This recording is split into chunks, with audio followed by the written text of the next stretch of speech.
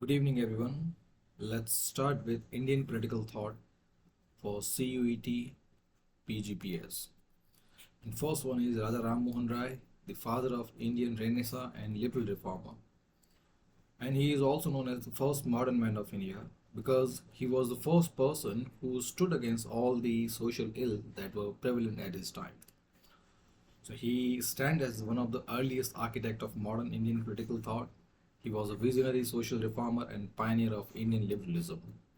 Now, his key political ideas: he stood for rationalism and protected human rights by advocating for reason based governance and human rights.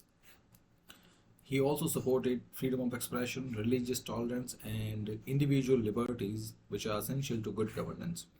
So, it is quite ironic that he lived at the time when the most of the country was mired in deep superstition, and yet he stood for all the rational and modern ideas. Now, for social reforms, he campaigned against the sati system, child marriage, and caste oppression. Now, his views on constitutional government: that he believed in constitutionalism, rule of law, and the separation of power. He envisioned a government that is accountable to the people. So he drew his inspiration most of the Enlightenment idea, and again you can see the time wherein he lived and the ideas he espoused. Both are quite contradictory. Now his views on role of education: that he emphasized scientific education, particularly for women and marginalized communities. Now let's proceed on to Mahatma Gandhi, about his moral politics, non-violence, and Swaraj. So Gandhi, he redefined politics as the mean for moral regeneration, emphasizing that means must justify the ends. So moral regeneration means he believed in ethics-based polity, that polity must not cross the threshold of morality. That polity should be based on morality. And by his second statement, that he emphasized means must justify the ends, which means are the ways, are the methods by which ends or the results are obtained, or the outcomes. So, in another way, the methods that you put in to achieve the outcome, they must justify each other. Your methods should not be wrong, even if your outcomes are positive. Even if you are looking for some positive outcome, you should not resort to any negative, any uh, unethical thing. Now let's have a look at his key political ideas. First one is satyagraha. Satyagraha, which is made up of two words: satya plus agraha. Satya, truth, and agraha means to strike at the conscience of the other person. So, in another word, Gandhi, by invoking satyagraha, he meant that every wrongdoer must be given a chance to redeem himself, and he will redeem himself only if he gets to know that he is doing something wrong. We should strike at his conscience. Conscience means the inner moral force. Gandhi believed that everyone is born with that inner moral force which tells us right from the wrong. So, this satyagraha, that is invoking the truth in every person, was the basic aim of his polity. And it was also directly related to his non-violent methods, uh, his political tactics of non-violent resistance, that was also rooted in moral power rather than physical force. So satyagraha, it aims to awaken the conscience of the oppressor. So if the oppressor, the wrongdoer, if he gets to know about the the state of his wrongdoing, then something can be done about it. Then ahimsa, or non-violence. So non-violence for Gandhi was not mere passivity but a powerful political tool to resist injustice without hatred. So his non-violence was not just physical, it was also mental or moral thing. So he believed that even if you are not attacking anybody, and even if you are not retaliating by the attack of anyone, it does not mean that you still breed some hatred in your mind. That you should be free from any violent thought or violent activity, whether physically or mentally. So this was his concept of ahimsa. And again, the idea was same, that if you do not breed any violence, because violence breeds violence. If you keep violent thought in your mind, they will automatically breed violence in some way or another. So the best way to resist anything, resist uh, any wrongdoing, resist injustice, is to stand against it without criticizing the oppressor. Or even if you criticize, you should not resort to the criticize full of hatred and venomous talks. You should not spew venom on the other. Now his concept of Swaraj, that is self-rule. So this idea of Swaraj, it went beyond political independence to include self-discipline, village self-governance, and moral autonomy. So if you go by the book that he read, his Manifestation of Truth, or his Experiments with Truth, so in that book, he explained the concept of Swaraj, which is which by him did not have any idea about the political meaning, the political ramification we touch up with today. This Swaraj, it related to rule oneself. It was, you can say, a DIY guide, do it yourself kind of guide about how to rule yourself. And according to Gandhi, the best rule is when you rule yourself. And you can rule yourself only by self-discipline. That self-discipline, it should not be rooted in violence. And then you should hold that much courage to stand up against any kind of injustice. Then this self-rule, it went beyond the DIY guide said, or the talk about how to rule oneself, and it touched up with other ideas that if everybody is ruling oneself, if everybody has get to know the idea about ruling his own life, his own psyche, his own inner mind, then what? Then he touched up with few conditions like village governance. So he said that if everybody gets to rule themselves, if they are free unto themselves, a kind of anarchical situation in which there isn't any powerful or centralized rule above yourself.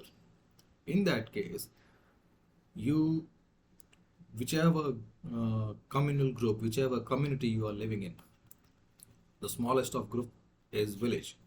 Then he went with this concept, village self-governance.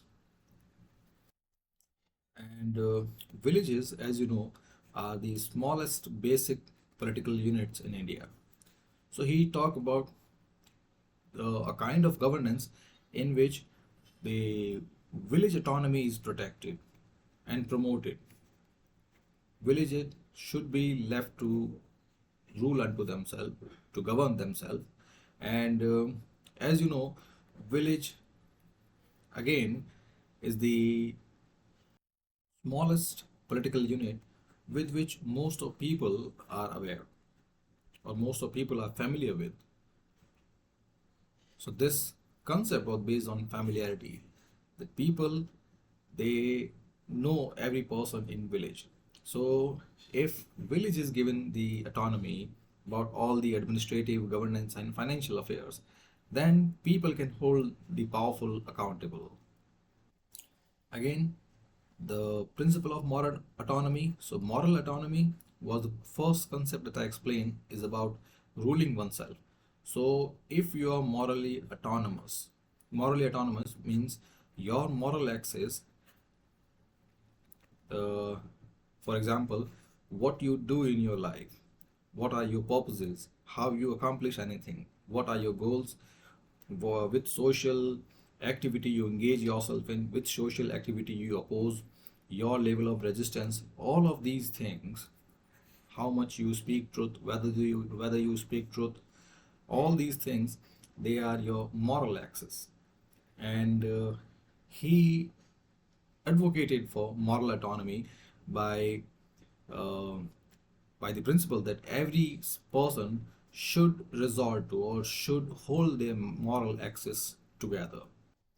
In other words, he meant that everyone should be left to rule or should be left to live by their own moral axis.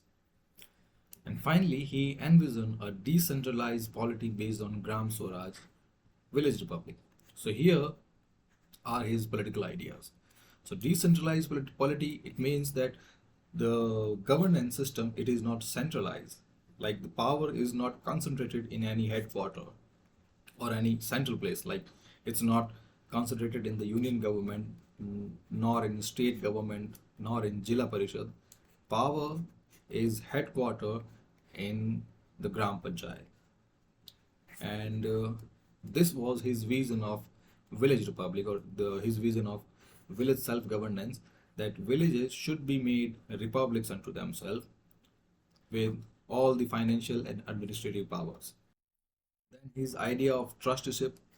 So by here, Gandhi proposed that the rich people, they should hold their wealth in the trust for society's welfare. In other words, he meant that we all who are born on this earth, we do not have anything to take for. All we have, or all we earn, it will be left here, a kind of recurrent theme everywhere, every nook and corner. So in short, all of us have equal share in the common resources of the world. So the rich people, if they have more of those resources, it may be by their ingenuity, it may be by their hard work, it may be by their mental capacity, mental caliber, whichever reason it is, but still they have dipped in those common resources and have made them rich. Now, this common wealth that they have accumulated, it belongs to the world. So they are not the owners. They should hold this wealth as a trustee for society's welfare, a kind of donation. That first they should know this thing, that these are the common resources, and they have accumulated those common resources that are meant for others. Now, in the case that they have much wealth than others, but still they have this trusteeship bond with people. They should hold the wealth in trust and engage in society's welfare. In other words, he tried to bridge economic inequalities through moral persuasion, which means that he tried to shorten the gap between the rich and poor by invoking their conscience. Now, next, critic of modern civilization. So, in his work Hind Swaraj, Gandhi criticized Western materialism and industrialism and advocating for a return to more harmonious, simple, and sustainable way of life. So, here his critique on modern civilization, or his criticization of machinery, was not against industrialization per se, but he wanted a life that is sustainable, a life that is in tune with, in sync with the natural resources. So you can say here, his was economic, ecological industrialization kind of thing, and he promoted the idea of cottage industry. Now let's proceed on to Dr. Bhimrao Ambedkar. So Ambedkar was a jurist, economist, and chief architect of Indian Constitution. His political thought was rooted in the ideals of liberty, equality, fraternity, with a sharp focus on dismantling the caste system. Now his key political ideas: first, annihilation of caste. So he viewed caste system as the greatest obstacle to democracy and equality, and he advocated for its complete abolition. Now his ideas on constitutional morality: that he believed that constitutional democracy must ensure equal right and dignity for all, especially for downtrodden people, especially people from the lower strata of caste system. And he envisioned the state, the government, as a powerful tool so that it can uplift the marginalized people, the people from low caste, the downtrodden people, via affirmative action. So, affirmative action is kind of state help offer to those downtrodden, those low caste people so that they can uplift themselves, both socially, economically, educationally. Now, his ideas on democracy as a social way of life. So, for him, democracy was not just a form of government, but a way of life that requires social and economic equality. Because democracy, by the very name, means rule of people, in which everyone is a ruler. Everyone who is a voter is a ruler. And this kind of gives egalitarian principle, equal footing to all people. And this concept of democracy, it's stand at a greatest pedestal, especially among the ideas of Ambedkar, because first he himself belonged to a backward community, scheduled caste, and this community, it has faced historical injustices, especially on social front. In this community, scheduled caste, scheduled tribe, and OBCs, these were not given equal status in the caste system. So, any kind of government that gives all people equal right and equal engagement will be acceptable to all those who have faced historical injustices. Now, his economic thought, he proposed state socialism and land reform to address poverty and inequality. So, state socialism means government, it engaged in social equality. And when government undertake this task of ensuring social equality, then it will try to harmonize the injustices, harmonize the relationship between different people. It will ensure that no unequal treatment is meted out to them. And further, the economic principle of socialism, they will try to provide equal opportunity for all people, especially those people who are historically marginalized. Then the issue of land reform. So Ambedkar lived in that time when most of the land, it was coveted by zamindars, the British and many of their relatives. So this land distribution thing was not there. Most of the people, they were tenant or sharecroppers, and this situation was grim for people who were historically marginalized because they did not have any land of their own. And unless you have any land of your own, unless you own any private property, then the uh, thing of economic mobilization to the thing of economic progress cannot be imagined. So he proposed that unless land reforms are undertaken, the issue of poverty and inequality cannot be managed. And if the people from marginalized communities, if they are poor and socially unequal, then they will never be able to progress economically. And if you're not aware, land reform is not about improving the condition of land. It's not about making land more fertile. Land reform is about distributing land among many people, among the landless, giving the tenant and sharecroppers, those who are tiling in others' land, a share of their property. So this situation is known as land reform. Now finally his conversion to Buddhism. So he turned to Buddhism because it was a political and philosophical reaction by rejecting Hinduism, by rejecting the social hierarchy, the unequal caste system of Hindu religion, and embracing a religion that was equal in it. So Buddhism, as you can say, right now सारे के सारे religion एक जैसे ही हैं, सब में social hierarchy है, but when you compare Buddhism and Hinduism of Ambedkar's time, so there were stark differences. Hinduism ki social hierarchy at that time was very high, and then he embraced Buddhism with many around 15,000 or 20,000 followers. Now let's proceed on to Vinayak Damodar Savarkar. So Veer Savarkar was a revolutionary nationalist, social reformer, and principal ideologue of Hindutva. His political philosophy centered on cultural nationalism, cultural chauvinism, and assertion of Hindu identity.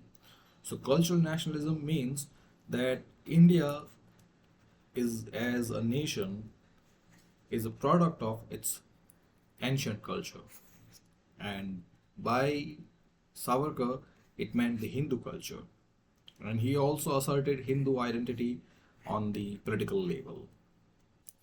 Now, his key political ideas. First, Hindutva. So, in his work, Hindutva, Who is a Hindu, he defined Hindutva as a cultural and civilizational identity that is rooted in common ancestry, language, and land. Again, which is same thing, cultural nationalism, that the nation that is India, it is formed because of the ancient culture, because of its common ancestry, language, and land. And any person who has gone through, who has embraced all the attributes of this culture is known as a Hindu, and his philosophy will be of Hindutva. And for him, India was both a Pitrabhumi, a fatherland, and Punyabhumi, holy land. Now, his ideas on militant nationalism. So, unlike Gandhi's non-violence, Savarkar advocated for armed struggle and self-defense to achieve political independence. Then, social reforms. He supported the abolition of untouchability, caste discrimination, and promoted women's rights. So, his Hindutva, it stood on the principles of equality, and he even hated the oppressive caste system. Then he was rational and modern in outlook, that he encouraged scientific nationalism, rationalism, and modern education. And on the statecraft, he favored a strong centralized state so that national unity and integrity can be protected. And most of his ideas were taken in by later Hindu chauvinist, Hindu political parties, and some of them in diluted form were taken in by the present incumbent BJP. Now let's proceed to Kautilya or Chanakya, 4th century BCE, the ancient Indian political realism. Kautilya, also known as Chanakya, was an ancient Indian philosopher and the courtier, minister at the court of Chandragupta Maurya. So his work Arthashastra is regarded as the first and oldest treatises on political science and statecraft. Now his ideas. First, Saptanga theories of state, which meant he identified 7 essential elements of state that any state should possess to hold unto himself. First, Swami, that is king; Amatya, ministers; Janapada, population; Durga, fort; Kosa, treasury; Danda, army; and Mitra, allies.